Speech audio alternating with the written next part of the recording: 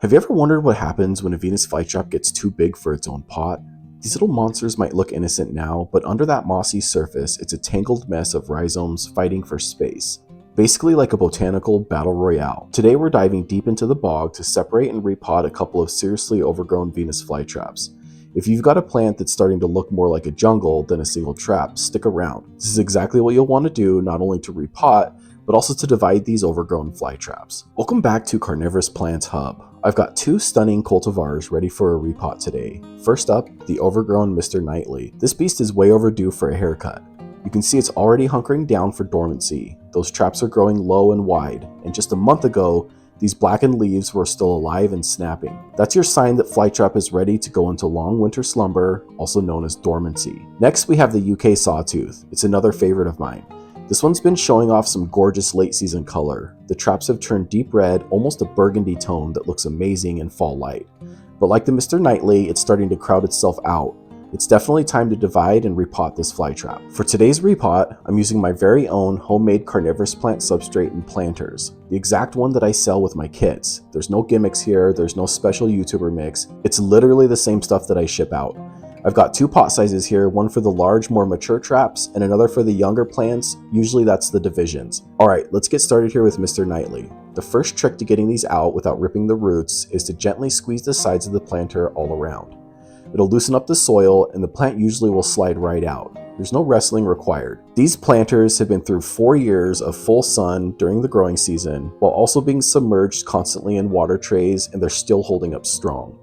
Most planters break down way sooner, but these things, they're built like bog tanks. Alright, now the first thing you're going to notice when the plant slides out is the root system. And this part always fascinates me. You'll see white tips like these. That's a great sign. It means you have healthy, actively growing roots. Now, don't panic if most of your roots look black. That freaks out a lot of people the first time that they see it. Black roots are completely normal for Venus flytraps. What you want to focus on are those white tips. Those are the parts that are still actively growing. And real quick, while we're pulling off all this old substrate, I wanted to just take a moment and thank you for being here. If you're enjoying or getting anything out of this video, make sure to pour some water on the like button and subscribe to help my channel grow. My dream has always been to open a carnivorous plant nursery someday, and I've been able to make the first steps in that dream come true, all thanks to you. I'm working hard on learning how to grow more plants so that I can one day have enough to sell to all of you. For now, my soil kits and other accessories are available at carnivorousplanthub.com. Thank you again for all your support.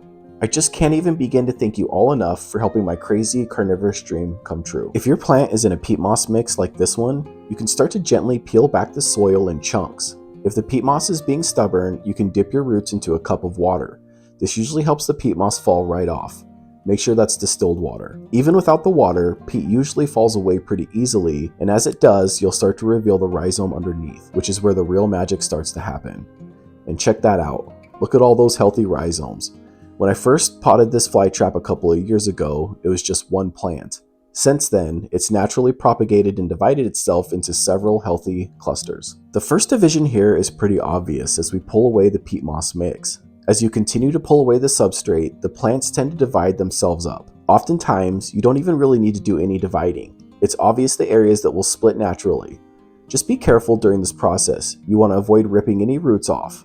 Keep the roots fully intact as it's important, especially for the smaller divisions. Now here's something that's kind of interesting. This division has a section of its rhizome that's turned brown and rotted. That's actually one of the reasons I decided to repot the Mr. Nightly today. Besides being overcrowded, I noticed some signs of stressed growth, smaller traps, slower recovery, that sort of thing. Sometimes that's just a symptom of overcrowding, other times it could be pests. I haven't seen any pests in here, so I'm leaning toward overcrowding. Either way, this rotted rhizome isn't something that you want to leave alone. Repotting gives you a chance to clean house, literally. While the plant is out and bare rooted, it's the perfect time to remove all the dead stuff. Old leaves, blackened traps, any sort of brown rhizome. Get rid of anything that's not firm and white. It's like giving the plant a reset button before it heads into dormancy. I'm going to go through all of these and divide them up carefully. I'll finish removing all the dead stuff here in a bit. Some of these smaller ones look a bit rough. They were probably buried under several layers of older growth and weren't getting much light. That's exactly why this process is so beneficial. A good divide and repot is like spring cleaning for your flytraps. They'll bounce back stronger and each division gets room to thrive. From just the one planter of these Mr. Nightlies, we ended up with 7 healthy divisions. plus a couple of bonus rhizome chunks. I'm not sure if those chunks will strike, but we'll pop them into a smaller planter just to see what happens. Sometimes those little experiments pay off big. So yeah, 7 healthy plants from 1 overgrown flytrap. Not bad for a little repotting session. I could have divided it even more, but I stuck with the obvious sections. Honestly, any piece of rhizome with a healthy root can grow into its own full plant. It just needs the right conditions. That's the beauty of Venus flytraps. 1 plant today, a small army tomorrow.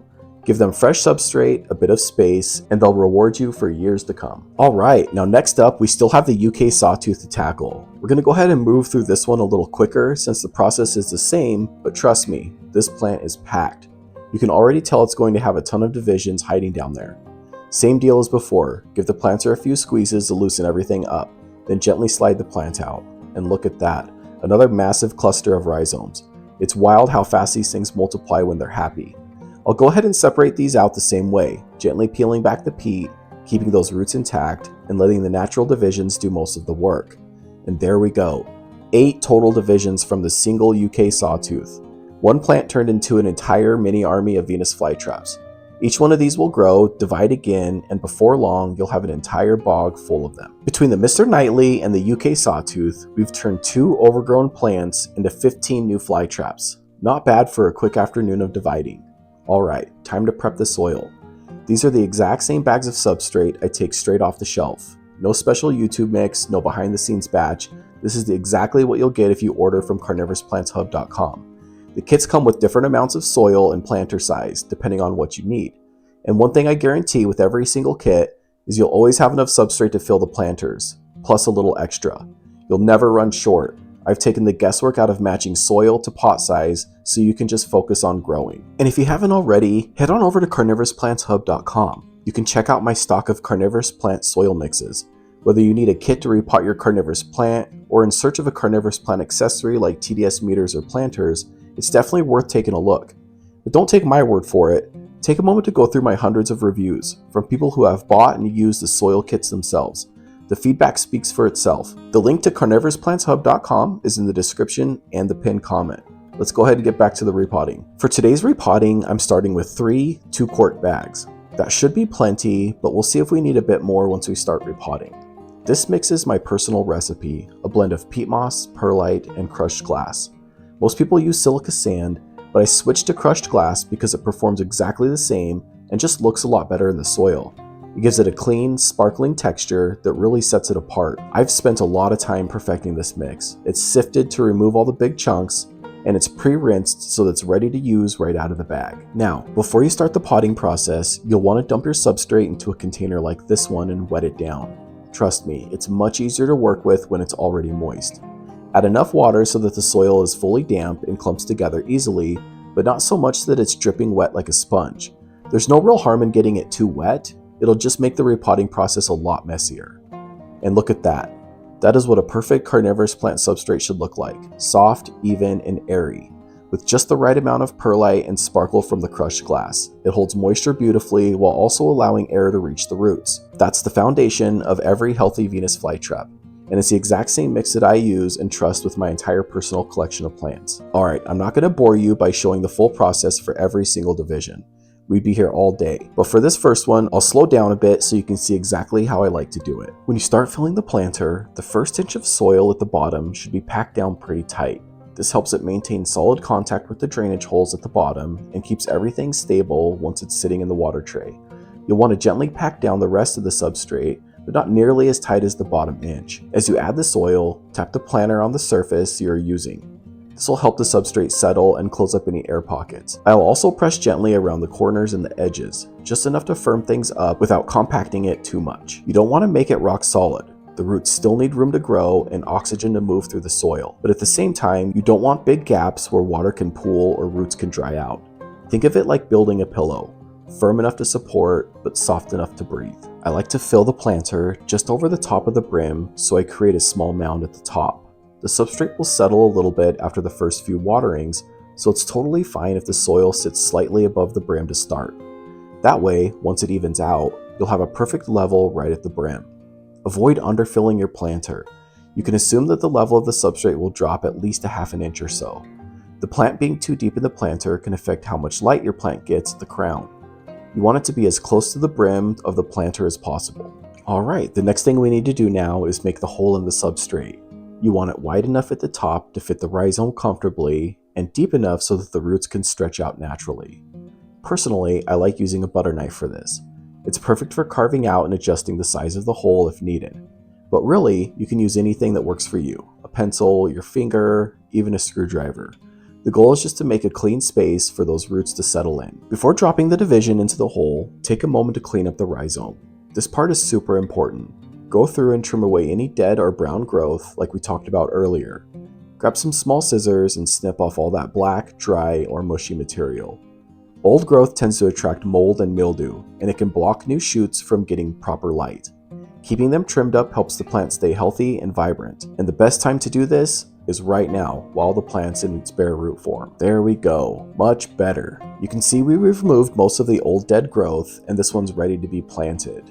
Now, I like to use the same tool that I made the hole with, the butter knife here, to guide the roots down into place. It's pretty much impossible to get every root perfectly straight, but try to angle them down the best that you can. Once the roots are mostly in position, gently press the rhizome into the hole.